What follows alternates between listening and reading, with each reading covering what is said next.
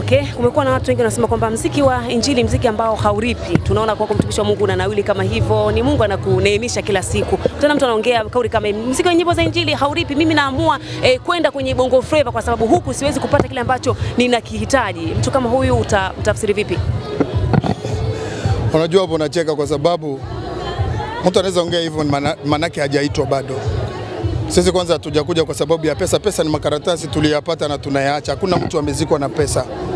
So na hatuko hapo kuongelea kuhusu pesa. Manake pesa hazipendai kelele.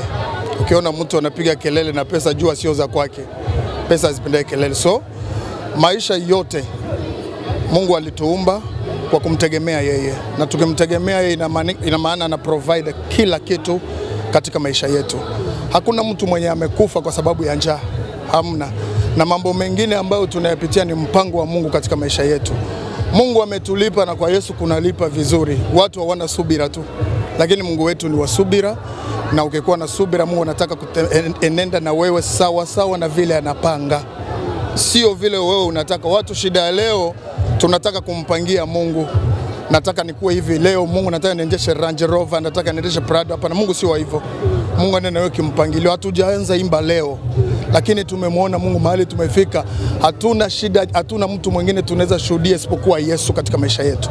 Maana kama sio yeye, hizi microphones zote na hizi cameras hazingekuwa hapa kama sio Yesu. Utasema kabisa haja nilipa jamani. Si amenilipa huyo mwanaume. Kama sio Yesu, nani mwingine tena? Huyo mwanaume ametulipa, na watu tunaweza ambia vijana muwe na subira, na kama Mungu amekuita kuwa na subira utamuona Mungu. Yeah. Okay.